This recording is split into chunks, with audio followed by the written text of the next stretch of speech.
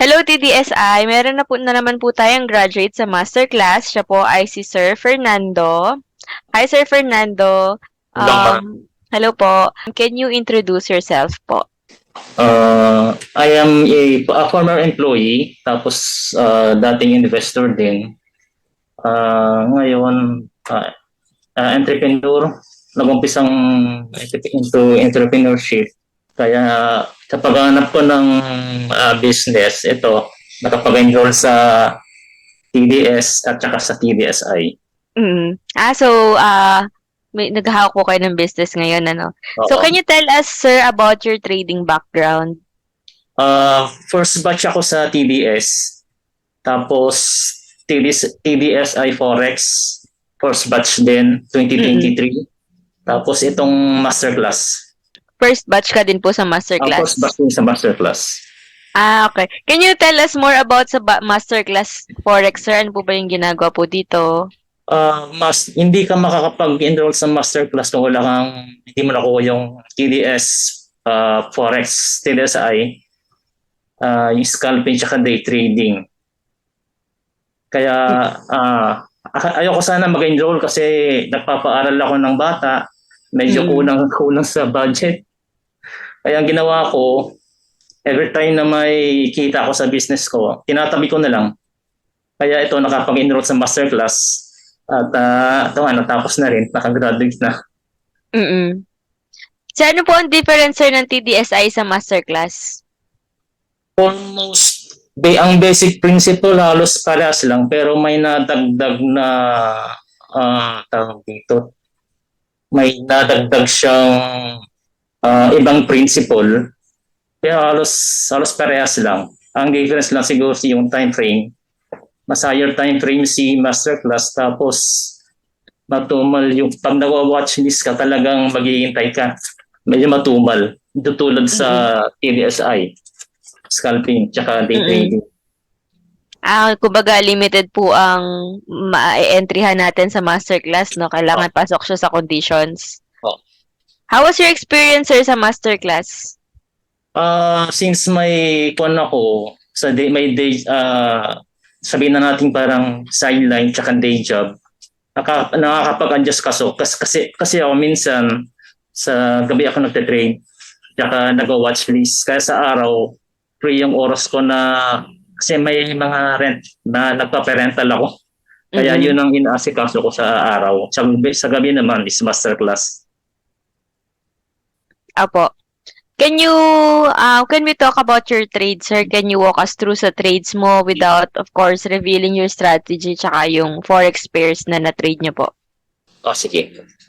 Tignan ko lang sandali yung mama. Open ko lang yung account ko para may describe ko. Sige pa.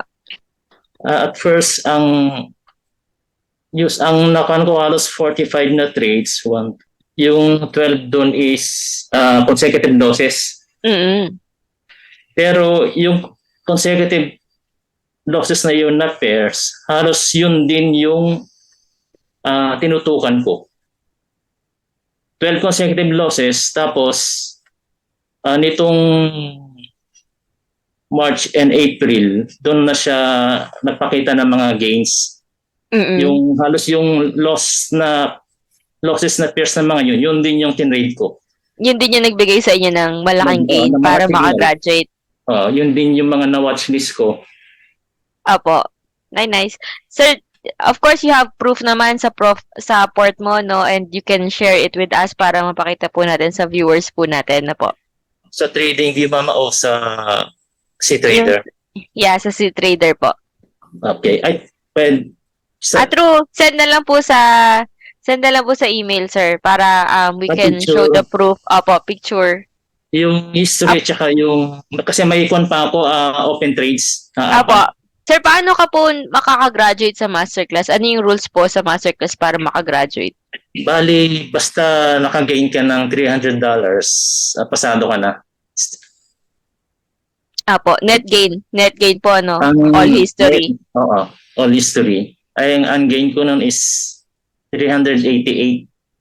388. Yung unrealized profit ko, pero pa yun.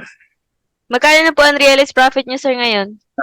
Bali 388.35. Tapos yung open trade ko, almost 200 plus pa siya. Ay, nice. Ang galing. Oo. Hindi pa siya napapakita ng exit. Na exit signal. Naka-trail pa siya. Apo. Hold nyo lang, sir, hanggat walang exit signal. Wala pa kasing exit signal eh. Opo. Next question, sir. Mahirap po ba mag-trade as a masterclass student?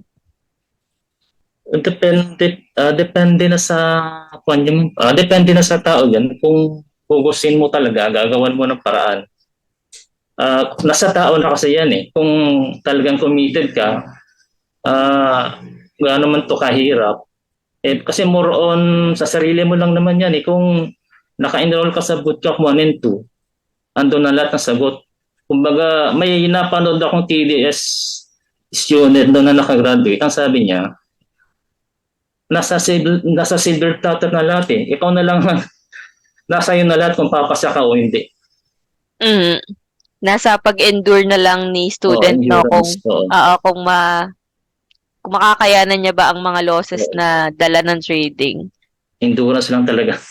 Opo, totoo po. Kita ko po nun sa TDSI FX, halos 1 year bago ako po nakagraduate, pero hindi talaga sinukuan na, sir. Okay. Pero mas mahirap talaga si scalping day trading. Apo. Nag-scalping ka pa rin, sir? Bali, nag-switch na ako sa, dalawa na yung account ko sa masterclass kasi sa oras talaga. So masterclass na lang talaga yung tinitrade mo, no? Kasi sa gabi, halos wala na akong oras kasi sa pagod na rin minsan. Kaya maganda, sir, ang masterclass, para hindi siya kain sa oras. Sa dahil oras kasi. Once a day lang sisilipin, okay na. Opo. Once or twice.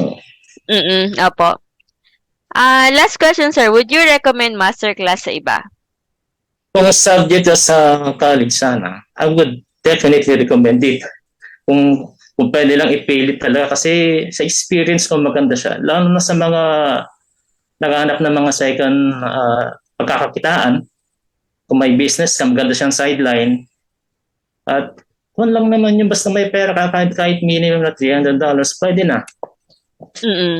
Pwede na i-trade. Tsaga alam talaga. Sulit kasi bagay ko na eh.